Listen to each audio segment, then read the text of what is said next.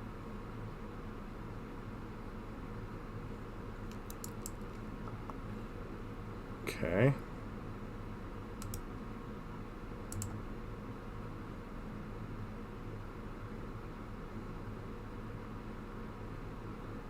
In case for some reason our opponent decided they were going to abrade a spell bomb. Dragon's Claw. That's not what this match is about.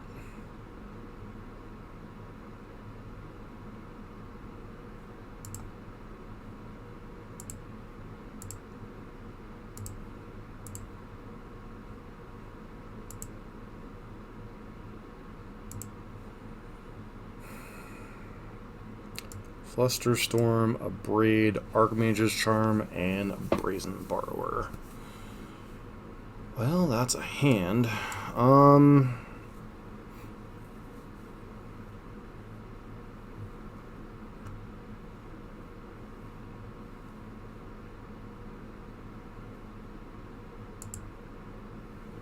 Just be aware of the Fluster Storm.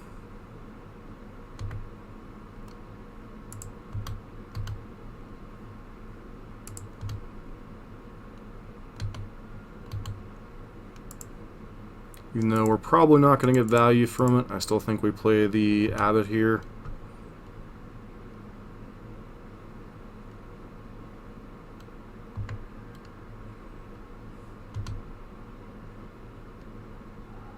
It's unfortunate, but it's whatever.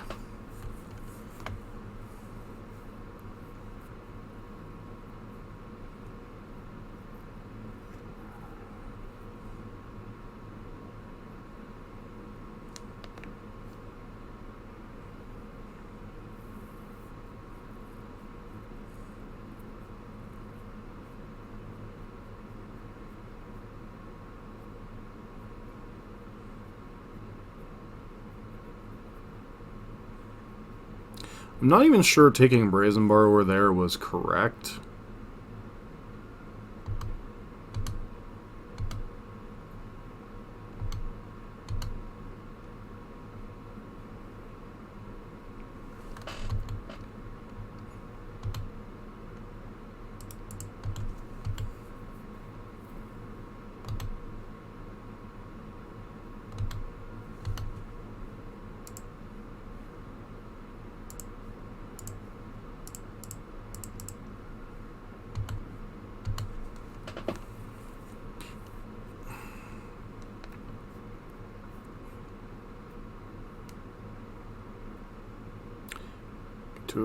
I mean, you have to abrade Kiln Fiend here, right? You can't just like pass without using your mana.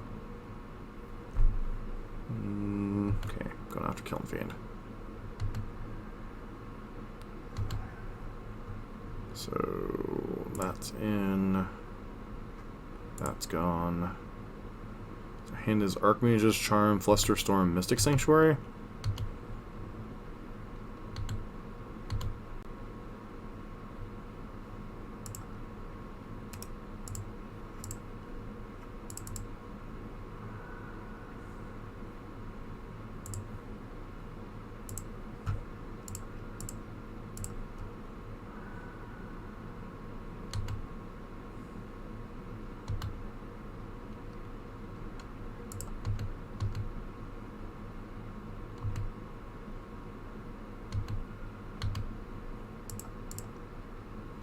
Playing the bomb after combat doesn't...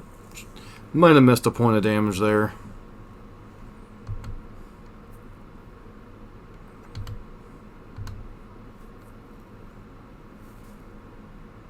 That's probably just going to draw 2 cards with Archmage's Charm now.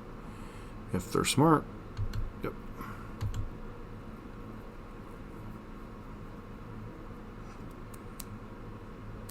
Fluster Storm... Mystic Sanctuary, 1 unknown. No, 4 unknowns actually, sorry. These fatal pushes are looking really miserable.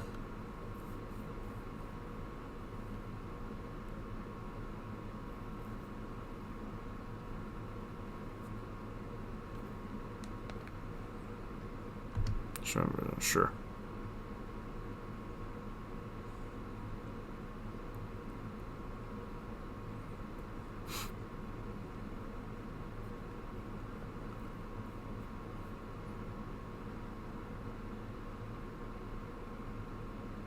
card on top, one card on bottom.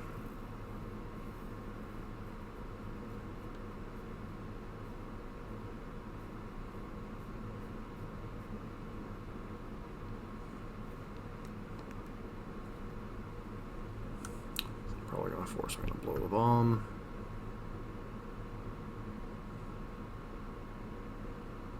Yep.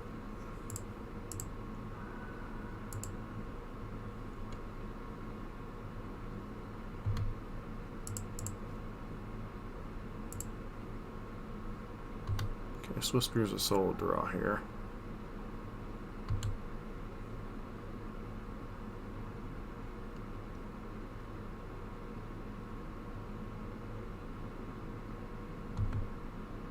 Okay, that's fine.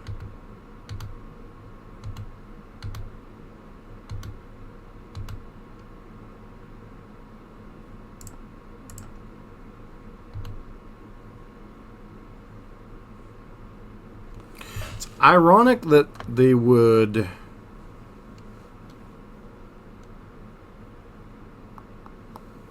play EE on 2 here, Aethergust. Deprive.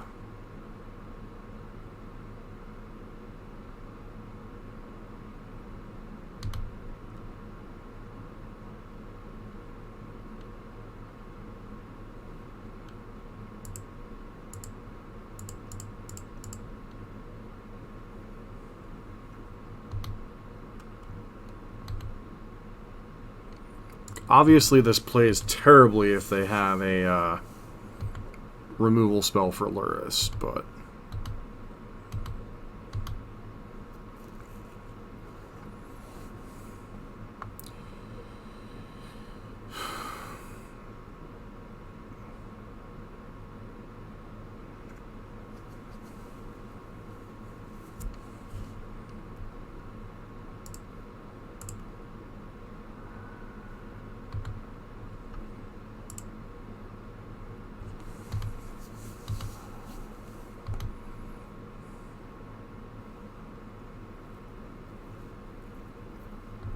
sure.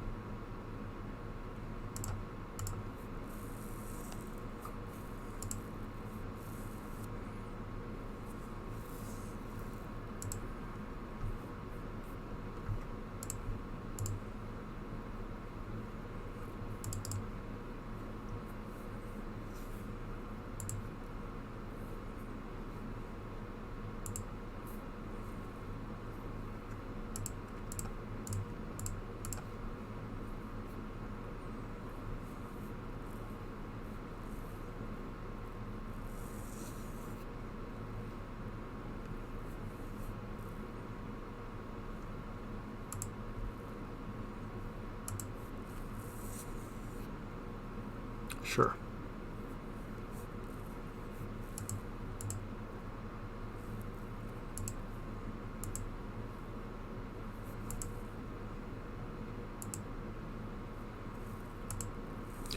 Gonna go to combat, see if we can get them to blow the...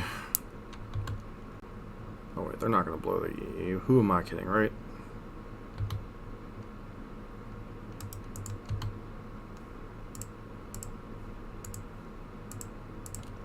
Do you have another counter spell?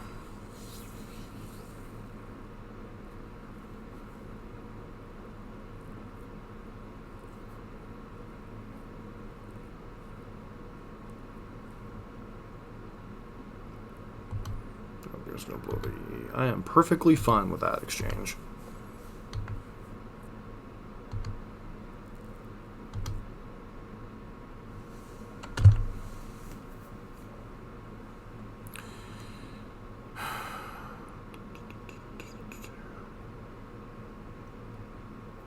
Yep, Serum Visions is a card.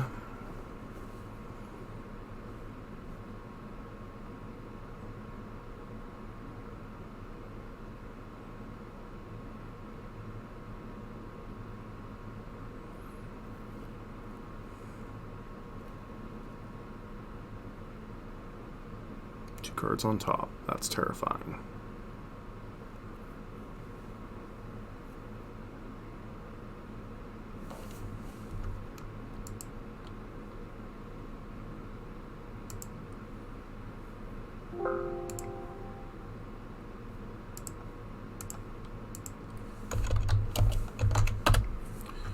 Alright.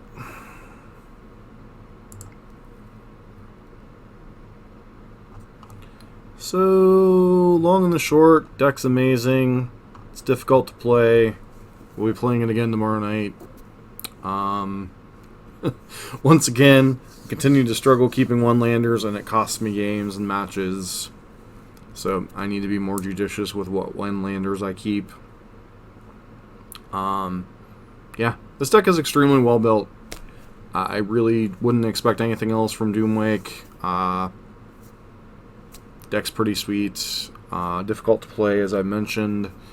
It requires a lot of thought, a lot of thinking a couple turns ahead, which is, as much as I'm loath to say this, a skill that I'm not particularly accustomed to when playing a lot of burn.